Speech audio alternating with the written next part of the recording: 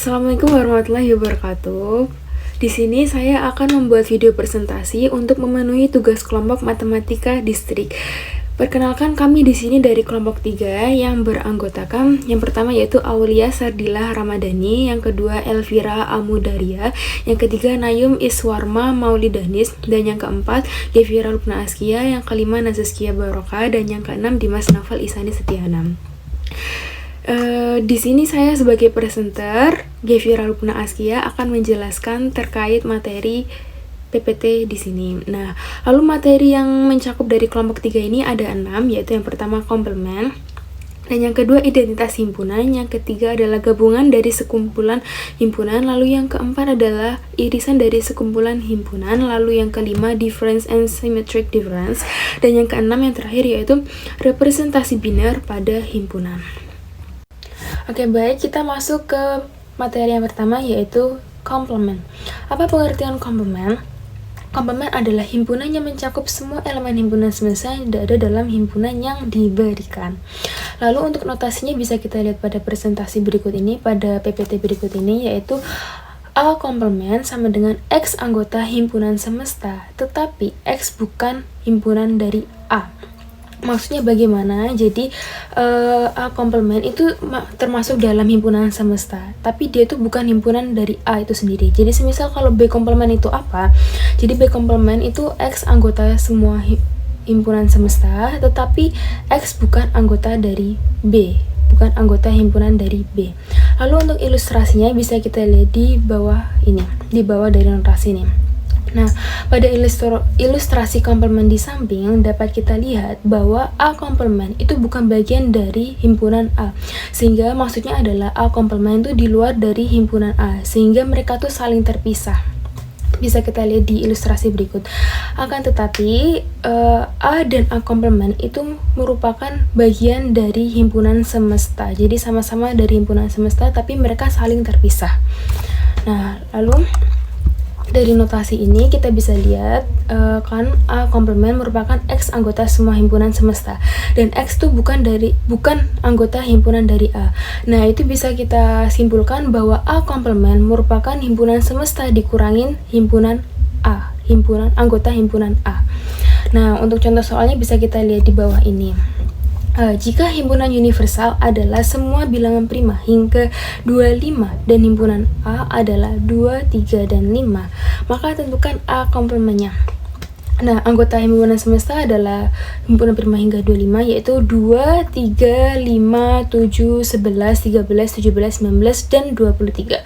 Lalu anggota himpunan A cuma ada 3, yaitu 2, 3, dan 5. Lalu seperti yang saya bilang tadi, A komplement itu bisa didefinisikan sebagai himpunan semesta dikurangin dengan himpunan A itu sendiri. 2, 3, 5, 7, 11, 13, 17, 19, dan 23 dikurangin dengan 2, 3, 5. Berarti bisa kita coret saja 2, 3, 5-nya, dan sehingga menghasilkan himpunan A komplement, yaitu himpunannya tidak ada anggota himpunan A, yaitu 7, 11, 13, 17, 19, dan 23. Oke, kita masuk ke bab yang kedua, yaitu identitas himpunan atau hukum-hukumnya. Nah, yang pertama ada hukum identitas. Jadi hukum identitas itu gini: ketika anggota himpunan A gabungan himpunan kosong, itu pasti akan menghasilkan himpunan A itu sendiri. Lalu yang kedua yaitu ketika anggota himpunan A irisan dari semua himpunan semesta, itu pasti hasilnya himpunan A itu sendiri juga. Lalu yang kedua ada hukum nol atau dominasi. Jadi hukum dominasi ini adalah ketika anggota himpunan A irisan himpunan kosong, maka hasilnya adalah himpunan kosong. Dan ketika anggota himpunan A gabungan dari himpunan semesta, maka hasilnya adalah himpunan semesta. Ya, untuk hukum dominasi ilustrasinya bisa kita lihat di samping, yaitu ketika himpunan A irisan himpunan kosong, maka hasilnya himpunan kosong itu sendiri. Kenapa gitu? Karena himpunan kosong itu nggak ada anggotanya, jadi irisan dari himpunan A dan himpunan kosong itu ya himpunan kosong. Ya, lalu yang ketiga yaitu hukum komplement. Apa itu hukum komplement? Yaitu ketika A gabungan dari A komplement, maka hasilnya himpunan semesta. Dan jika A irisan dari A komplement, jadi hasilnya adalah himpunan kosong. Begitu. Karena A komplement adalah himpunan A yang tidak ada anggota A-nya gitu. Lalu yang keempat ada hukum idempotent. Jadi hukum idempotent ini adalah ketika A gabungan dari himpunan anggota A itu sendiri, maka hasilnya himpunan semesta. Lalu ketika himpunan A irisan dari himpunan A, maka hasilnya juga anggota himpunan A itu sendiri. Oke, selanjutnya adalah hukum involusi, yaitu ketika A komplement dikomplementkan, maka hasilnya himpunan A itu loh sendiri. Contohnya begini, himpunan semesta mencakup 1, 2, 3, 4, 5, 6, 7, 8, 9, 10. Lalu himpunan A mencakup 2, 4, 5, dan 6. Maka tentukan anggota dari A komplement yang dikomplementkan. Jadi jawabannya adalah begini. Pertama, A komplement adalah X anggota himpunan semesta dan X bukan anggota dari himpunan A, yaitu berarti A komplement adalah mencakup 1, 3, 7, 8, 9, dan 10. Lalu komplement dari A komplement itu bisa dinotasikan X anggota himpunan semesta dan X bukan anggota himpunan A komplement. Maka A komplement yang dikomplementkan adalah 2, 4, 5, dan 6, yaitu himpunan anggota A lagi. Jadi balik ke awal. Oke, selanjutnya yaitu hukum penyerapan atau absorpsi, yaitu ketika A gabungan dari A irisan B, maka hasilnya adalah himpunan A itu sendiri. Lalu ketika A irisan dari A gabungan B, maka hasilnya juga himpunan A. Oke, selanjutnya adalah hukum komutatif. Nah, hukum komutatif ini ketika A gabungan B, jika dibalik B gabungan A, maka hasilnya juga akan tetap sama.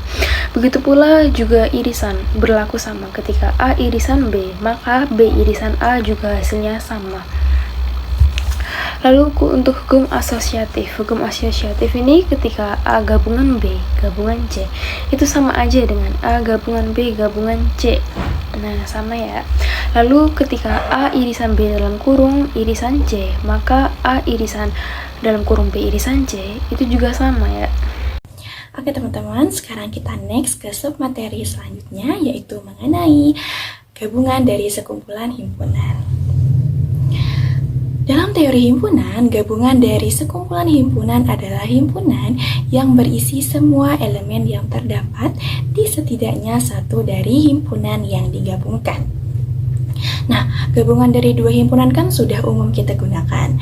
Namun, konsep ini dapat diperluas menjadi sekumpulan himpunan. Kalau konsepnya diperluas menjadi gabungan dari sekumpulan himpunan, apakah notasinya berubah? Jelas berubah ya teman-teman. Bisa kita lihat di PPT-nya notasinya menjadi seperti ini. Terdapat U besar, I kecil, I besar, dan juga AI. Buat teman-teman yang masih bingung, aku jelasin sedikit maksud dari notasi-notasinya. Nah, teman-teman, di sana kita bisa lihat terdapat huruf U besar. U besar di sini melambangkan operasi tersebut merupakan operasi gabungan atau yang biasa kita sebut dengan union. Sedangkan I kecil elemen I besar di sini menunjukkan bahwa I kecil merupakan anggota dari himpunan indeks I besar. Sedangkan AI adalah himpunan A yang bergantung pada indeks I. Nah, dari notasi ini, gimana sih cara bacanya? Jadi teman-teman, cara bacanya itu nggak seribet notasinya kok ya. Jadi cara bacanya itu gini. Gabungan dari sekumpulan himpunan AI di mana I kecil berada pada indeks I besar adalah atau sama dengan himpunan yang terdiri dari semua elemen X yang ada di setidaknya satu dari himpunan AI untuk suatu nilai I dalam indeks I besar. Biar teman-teman lebih paham, nih aku kasih tunjuk ilustrasi gambarnya. Nah, jadi untuk ilustrasi gambarnya kurang lebih sama seperti konsep gabungan secara umum ya teman-teman. Jadi bagian yang diarsir merupakan anggota himpunan gabungan. Bisa teman-teman lihat pada gambar ya. Mungkin lanjut ke contoh soal biar teman-teman bisa lebih paham. Nah, jadi untuk contoh soal gabungan dari sekumpulan himpunan seperti ini. Diketahui 3 himpunan yaitu A1, A2, dan A3. Dengan A1 itu 1, 2, 3, dan 4. Dan A2 anggota himpunannya yaitu 3, 4, 5, dan 6. Dan A3 itu anggota himpunannya yaitu 6, 7, 8, dan 9. Pertanyaannya adalah tentukan hasil dari A gabungan B dan gabungan C. Nah, jadi kita menggabungkan anggota-anggota himpunan yang didapat di A1, A2, dan A3. Didapatlah gabungan A1, A2, dan A3, yaitu anggota-anggotanya adalah 1, 2, 3, 4, 5, 6, 7, 8, dan 9. Jadi seperti itu ya teman-teman untuk submateri gabungan dari sekumpulan himpunan. Oke teman-teman, sekarang kita next ke submateri selanjutnya, yaitu mengenai gabungan dari sekumpulan himpunan. Dalam teori himpunan, gabungan dari sekumpulan himpunan adalah himpunan yang berisi semua elemen yang terdapat di setidaknya satu dari himpunan yang digabungkan. Nah, gabungan dari dua himpunan kan sudah umum kita gunakan. Namun, konsep ini dapat diperluas menjadi sekumpulan himpunan. Kalau konsepnya diperluas menjadi gabungan dari sekumpulan himpunan, apakah notasinya berubah? Jelas berubah ya teman-teman. Bisa kita lihat di PPT-nya notasinya menjadi seperti ini. Terdapat U besar, I kecil, I besar, dan juga AI. Buat teman-teman yang masih bingung, aku jelasin sedikit maksud dari notasi-notasinya. Nah, teman-teman di sana kita bisa lihat terdapat huruf U besar. U besar di sini melambangkan operasi tersebut merupakan operasi gabungan atau yang biasa kita sebut dengan union. Sedangkan I kecil elemen I besar di sini menunjukkan bahwa I kecil merupakan anggota dari himpunan indeks I besar. Sedangkan AI adalah himpunan A yang bergantung pada indeks I. Nah, dari notasi ini, gimana sih cara bacanya? Jadi teman-teman, cara bacanya itu nggak seribet notasinya kok ya. Jadi cara bacanya itu gini. Gabungan dari sekumpulan himpunan AI di mana I kecil berada pada indeks I besar adalah atau sama dengan himpunan yang terdiri dari semua elemen X yang ada di setidaknya satu dari himpunan AI untuk suatu nilai I dalam indeks I besar. Biar teman-teman lebih paham, nih aku kasih tunjuk ilustrasi gambarnya. Oke teman-teman bisa lihat ilustrasi gambarnya pada PPT. Bagian yang beririsan di semua himpunan itu adalah bagian yang diarsir atau ditandai ya teman-teman. Mungkin untuk teman-teman biar lebih paham, kita lanjut ke contoh soalnya. Contoh soalnya yaitu diketahui 3 himpunan A1, A2, A3 di mana A1 itu 1, 2, 3, 4, dan 5. Sedangkan A2 itu anggota himpunannya 3, 4, 5, 6, dan 7. Sedangkan A3 yaitu anggota himpunannya 2, 3, 5, 8, dan 9. Nah, elemen yang ada di semua himpunan adalah yang muncul di ketiga himpunan. Dari ketiga himpunan di atas, elemen yang ada di A1, A2, A3 yaitu adalah 3 dan 5. Maka hasil dari irisan dari A1, irisan A2, irisan A3 yaitu anggotanya adalah 3 dan 5. Begitu teman-teman mengenai irisan dari sekumpulan himpunan. Teman-teman kita lanjut ke submateri selanjutnya mengenai difference dan symmetries difference. Dalam teori himpunan, kita sering menggunakan operasi difference dan symmetries difference untuk membandingkan dua himpunan. Kedua konsep ini memiliki perbedaan penting dalam bagaimana elemen dipilih dan dikeluarkan. Nah, pertama kita akan membahas mengenai difference atau selisih himpunan. Notasi yang digunakan untuk difference adalah A minus B atau A per B. Himpunan selisih A minus B berisi elemen-elemen yang ada di A tetapi tidak ada di B, yang secara formal dapat dituliskan dengan rumus Himpunan A dikurangi dengan himpunan B adalah atau sama dengan himpunan yang berisi elemen-elemen X, di mana X merupakan anggota dari A, tetapi X bukan merupakan anggota dari B. Dengan kata lain, semua elemen yang hanya terdapat dalam himpunan pertama, tetapi tidak dalam himpunan kedua, termasuk dalam difference. Untuk ilustrasi dan contoh soalnya di slide selanjutnya ya teman-teman. Pada diagram Venn di layar, ada dua lingkaran yang mewakili himpunan A dan himpunan B. A selisih B atau A dikurangi B adalah bagian dari lingkaran A yang tidak tumpang tindih dengan B. Ini berarti elemen-elemen yang ada di A tetapi tidak ada di B. Untuk B minus A adalah kebalikannya. Bagian dari lingkaran B yang tidak tumpang tindih dengan A. Ini artinya elemen-elemen yang ada di B tetapi tidak ada di A. Jadi area yang tumpang tindih tidak termasuk dalam difference karena itu adalah bagian dari kedua himpunan. Oke, kita lanjut ke contoh soal difference, teman-teman. Di sini terdapat dua himpunan, himpunan A dan himpunan B. Himpunan A yaitu anggotanya 1, 2, 3, 4, dan 5, sedangkan himpunan B dengan anggota 4, 5, 6, dan 7. Jadi kita diminta untuk menentukan A dikurangi B dan B dikurangi A. Untuk A dikurangi B atau A selisih B berarti semua elemen yang ada di A tetapi tidak ada di B. Elemen yang ada di A kan adalah 1, 2, 3, 4, dan 5. Elemen yang ada di B 4, 5, 6, dan 7. Nah, elemen yang ada di A tetapi tidak ada di B adalah 1, 2, dan 3. Jadi A dikurangi B itu adalah 1, 2, dan 3.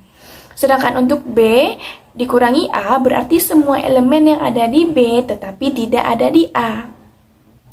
Elemen yang ada di B tetapi tidak ada di A adalah 6 dan 7. Jadi B dikurangi A adalah 6 dan 7. Seperti itu ya teman-teman.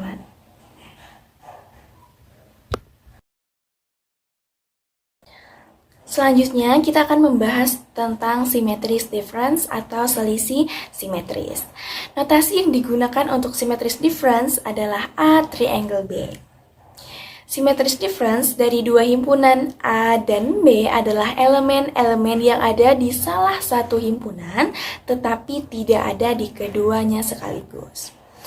Secara formal dapat dinyatakan dengan rumus A triangle B atau selisih simetris A dan B adalah atau sama dengan himpunan yang berisi elemen-elemen X di mana X merupakan anggota dari A atau X merupakan anggota dari B tetapi tidak termasuk dalam perpotongan A dan B. Artinya, kita hanya mengambil elemen yang ada di salah satu himpunan tanpa memasukkan elemen yang ada di kedua himpunan secara bersamaan.